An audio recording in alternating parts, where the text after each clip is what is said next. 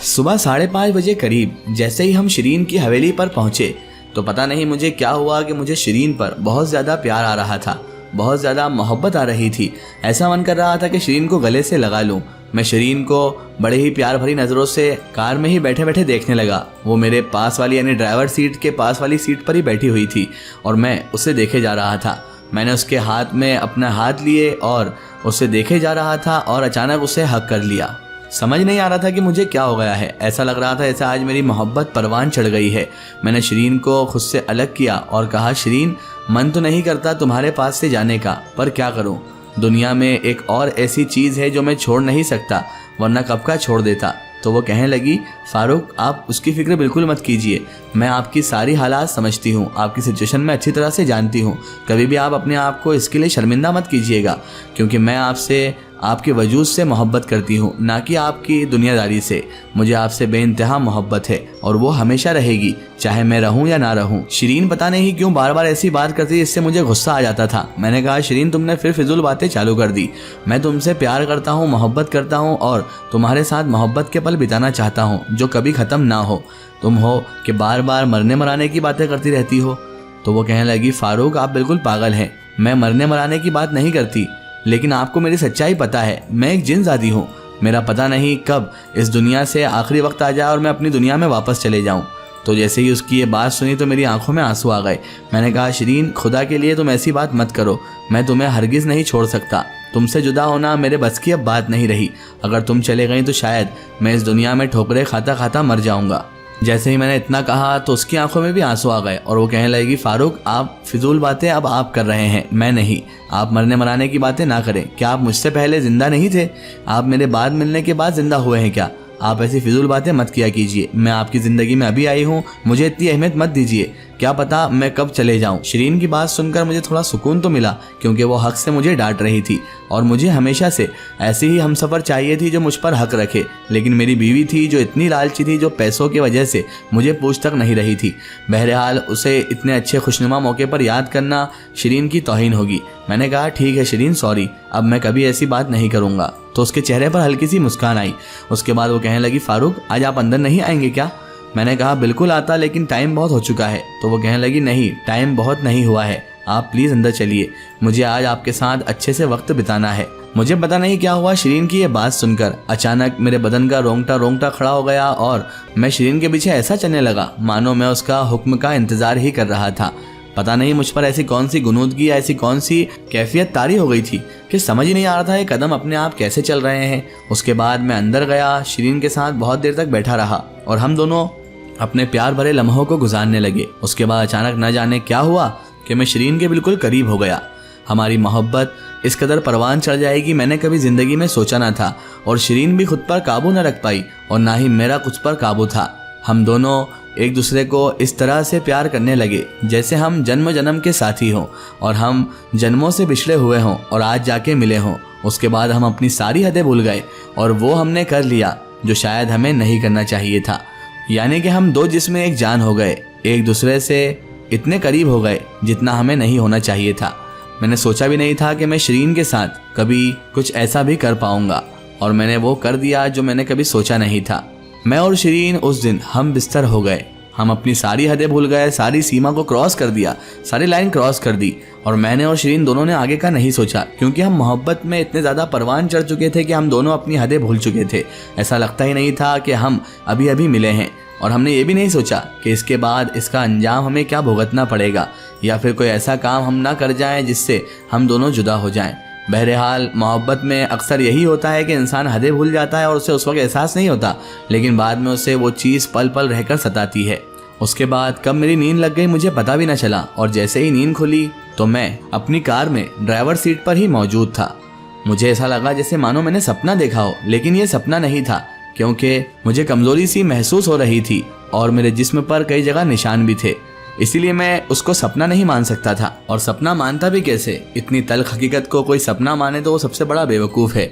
बहरहाल मुझे शिरीन से मोहब्बत इस कदर बढ़ गई थी कि मुझे उसके सिवा कुछ दिखाई नहीं दे रहा था। मुझे समझ नहीं आ रहा था कि मुझे कार में कौन बैठा कर गया और मैं तो शिरीन की हवेली में था। आखिरकार मैं यहाँ पर कैसे हूँ। फिर मुझे ख्याल आया कि यार शिरीन तो एक जिन्नज़ादी है, वो जो चाहे उसकी ताकत से कर सकती है। हो सकता है सुबह हो गई हो और ये सुबह जिस तरह से हवेली गायब हो जाती है उसी तरह से उसने मुझे यहाँ पर लेटा दिया है। लेकिन इस नींद से पहले जो मेरे साथ वाक़या हुआ था मैं उसे अपनी ज़िंदगी में कभी भूल नहीं सकता था। इतनी मोहब्बत और इतना प्यार मुझे आज तक मेरी बीवी ने भी नहीं दिया था जो शिरीन मुझसे करने लगी थी। और मैंने शिरीन के साथ जो वक्त गुजारा था वो मैं अपनी ज़िंदगी में मरते दम तक नहीं भूल सकता था। वाकई ये मोहब्बत का ही असर था कि शिरीन भी अपनी हद भूल गई और मैं भी अपनी हद भूल चुका था।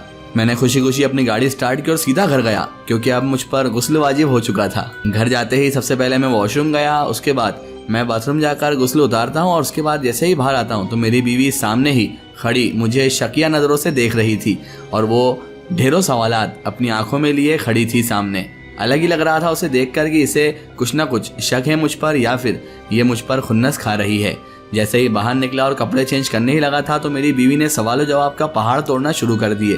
कहने लगी कहाँ थे कल रात को और ये कोई टाइम है घर आने जाने का? घर को क्या तुमने कोई लॉज वॉज समझ रखा है कि आते हो सोते हो चले जाते हो, ना घर में खाते हो पीते हो? मैंने कहा रानी तुम्हारी तबीयत तो ठीक है, ऐसा तो नहीं कि तुम्हारी तबीयत खराब है।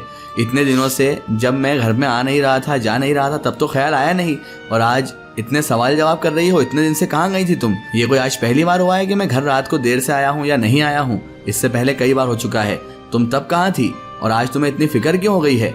क्या और पैसे चाहिए मुझसे जो मुझसे बात करने आ गई हो? रानी ने जैसे ही मेरी ये बात सुनी तो उसके होश उड़ गए और वाकई वो सिर्फ और सिर्फ पैसे के मुतालबा करने के लिए ही मेरे पास आई थी और मुझसे सिर्फ पैसे मांगने ही आई थी। इसलिए उसने आज इतनी बातचीत भी कर ली थी और वो फिजूल का हक जता रही थी, दिखावे वाला। मैंने कहा कितने पैसे चाहिए तुम्हें?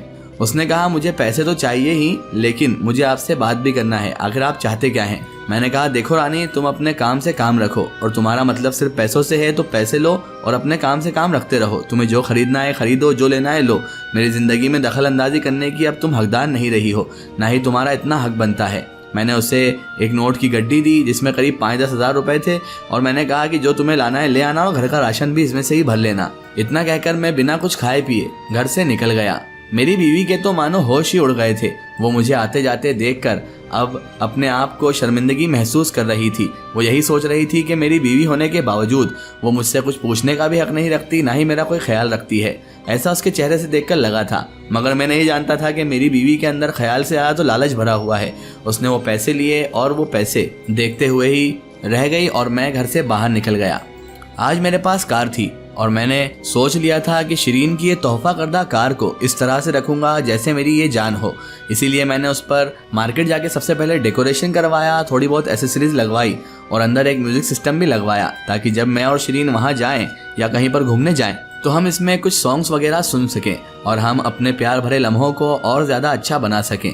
सब कुछ लगवाने के बाद मैं अब पैसेंजर के लिए वहां से निकल चुका था। सवारी के लिए निकला तो ढेरों सवारी इंतजार में थी क्योंकि मैंने ऑनलाइन ऐप पर अपना अकाउंट रजिस्टर्ड कर रखा था और ऑनलाइन ऐप पर ओला वगैरह में बहुत सारी सवारियां, बहुत सारे पैसेंजर उधार ही बैठे रहते हैं। लेकिन मुझे सवारी जितनी भी मिल रही थी सब बाहर की मिल रही थी, इंदौर की लोकल सवारी नहीं मिल रही थी। इसलिए मैंने कोई भी सवारी पिकअप नहीं की क्योंकि अगर मैं बाहर चले जाता तो रात को शिरीन से मुलाकात करना मुश्किल हो जाता और मैं उससे मिला बगैर एक दिन भी नहीं रह सकता था।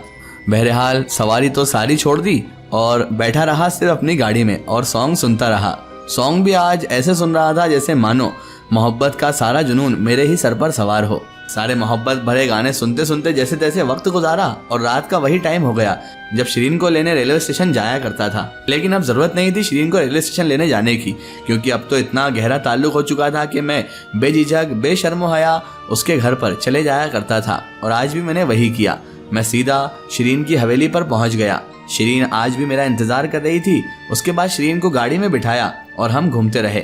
शिरीन के सामने जैसे ही मोहब्बत भरे गाने लगाए तो वो खिलखिला उठी और कहने लगी फारूक आपने अच्छा किया कि ये भी लगवा लिया, कम से कम हमारी मोहब्बत का इजहार इन गानों के जरिए तो होता रहेगा।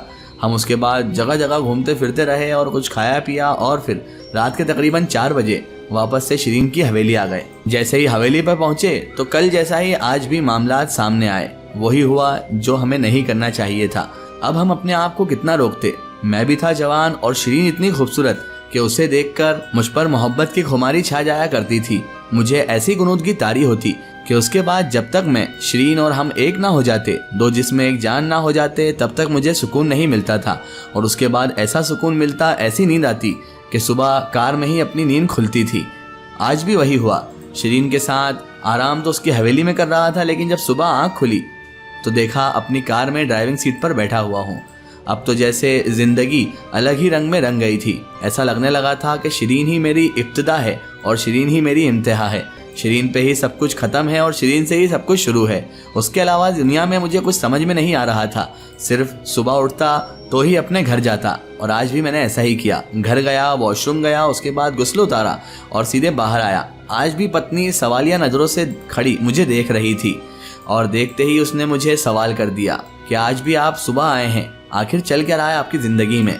मैंने उससे फिर से वही बात कही जो कल कही थी कि तुम्हें कितने पैसे चाहिए, क्योंकि मुझे पता था ये सिर्फ पैसों का मुतालबा करने आई है। मैंने कहा कि कल तुम क्या क्या लेकर आई घर के लिए, तो उसने कहा कल तो मैं सिर्फ कपड़े और एक परफ्यूम लेकर आई हूँ मेरे लिए। देखो आपको स्मेल आ रही होगी, मैंने अभी भी वो परफ्यूम लगा रखा है। मैंने कहा मुझे तुम्हारे परफ्यूम वगैरह से कोई मतलब नहीं, तुमने घर के लिए कुछ खरीदा है नहीं, या हमारे बच्चों को भूखा ही मानना है तुम्हें। तो वो कहने लगी नहीं नहीं, घर के लिए आज खरीदने जाऊंगी। मैंने कहा कि शायद तुम्हारे पास पैसे कल ख़त्म हो गए होंगे, इसीलिए शायद आज भी मुझसे सवाल जवाब करोगी, इसलिए इससे बेहतर यही है पैसे ले लो मुझसे। मैंने उसे पैसे दिए तो वो अचानक आज शर्मिंदा हो गई और कहने लगी फारूक आप मुझे गलत समझने लग गए हो, मैं आपकी बीवी हूँ, मैं आपसे सिर्फ मतलब के लिए नहीं मिलती, लेकिन आजकल आप ऐसे बदले बदले हो गए हो कि मेरी तरफ तवज्जो से कभी देखते भी नहीं। मैंने कहा रानी ये सब तुम्हारा ही किया कराया है, तुमने ही ये सब किया है। अगर तुम मुझ पर तवज्जो देती तो आज तुम्हें ये दिन ना देखना पड़ता। अब तुम अपनी गलती ढूंढो और अपनी गलती का एहसास करो। जिस दिन एहसास हो जाए तो मुझसे आकर कह देना कि तुम्हारी ये गलती थी, उस दिन ये सब बातें खत्म हो जाएगी। लेकिन तब तक मुझसे कभी भी उल्टी सीधी बात करने की कोशिश ना करना, हो सकता है कि इससे भी ज़्यादा तुम्हें और कुछ झेलना पड़ जाए। मेरी बात सुनकर शर्म से उसने गर्दन नीचे कर ली और मैं उसे पैसे देकर फिर से बाहर चला आया। आंखों में सिर्फ चेहरा था शिरीन का। गाड़ी में बैठते ही सॉन्ग लगाए प्यार भरे और निकल पड़े हम अपनी सवारी के लिए। आज तो इत्तेफाक से इंदौर की सवारियां अच्छी खासी लग रही थी। मैंने तकरीबन 5-6 सवारी इंदौर की बैठा ली थी, जिससे मेरे दिन भर का काम हो गया था। अच्छे खासे पैसे भी जेब में आ गए थे। मैंने आज सोचा था कि अपने पैसों से शिरीन के लिए कुछ लेकर जाऊंगा, तो रास्ते में मुझे एक ज्वेलरी शॉप दिखाई दी। मेरे दिल में बहुत दिनों से चल ही रहा था कि मैं शिरीन को कोई ज्वेलरी गिफ्ट करूं, क्योंकि वो इतनी खूबसूरत थी कि ज्वेलरी उस पर ऐसी लगती जैसे बच्चे पर काला टीका लगा दिया हो, क्योंकि ज्वेलरी उतनी खूबसूरत नहीं थी जितनी शिरीन थी। मैं अंदर गया। ज्वेलरी शॉप में मैंने मेरे बजट के हिसाब से कान के झुमके ले लिए।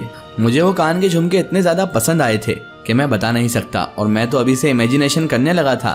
ख्यालों में ही शिरीन को कान के झुमके पहने हुए भी देख लिया था, और ऐसी लग रही थी शिरीन कि मानो कोई परी उतर कर आ गई हो, अप्सरा उतर कर आ गई हो। मैंने वो झुमके लिए और आगे ड्राइवर साइड के जो पास वाली सीट होती है उसके ड्रॉज में रख दिए। मैंने सोचा था कि वहाँ जाते से ही शिरीन को आज सरप्राइज़ दूंगा, इसलिए रास्ते में से मैंने गिफ्ट वाले के यहाँ से इसे अच्छी तरह से पैक भी करवा लिया था और ऊपर लिख दिया था फ्रॉम योर लव। और मैं खुशी खुशी आज बस रात होने का इंतज़ार कर रहा था। दिन भर जो कमाया था आज शिरीन के लिए गिफ्ट लेने के लिए लगा दिया था। मुझे नहीं पता था कि शिरीन इसके देख के क्या रिएक्शन देगी या उसका क्या रिएक्शन होगा, बस मुझे तो उसके लिए ये चीज़ पसंद आई थी और मैंने इसीलिए वो चीज़ ले ली थी। इंतज़ार था तो बस शिरीन के पास जाने का, और उसके बाद मैंने कोशिश की कि कुछ सवारियां मिल जाए, और मुझे 2-3 सवारी मिली, और इतने में ही रात के 1-1:30 मुझे बज गए।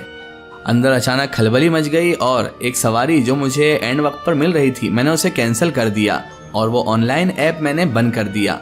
और बंद करते से ही मैं सीधा शिरीन के घर की ओर निकल पड़ा। उसकी हवेली की जानिब अपनी गाड़ी का टायर मोड़ दिया और सीधा उसकी हवेली जा पहुंचा। इसकी आगे स्टोरी हम देखेंगे इसके अगले पार्ट में। अगर आप भी अपनी ज़िंदगी की कोई सच्ची कहानी या सच्ची घटना हमसे शेयर करना चाहते हैं, या आप अपनी कोई स्टोरी हमारे चैनल के ज़रिए शेयर करवाना चाहते हैं, तो हमारे Facebook page my story book को फॉलो करें और उस पर हमसे जुड़ें।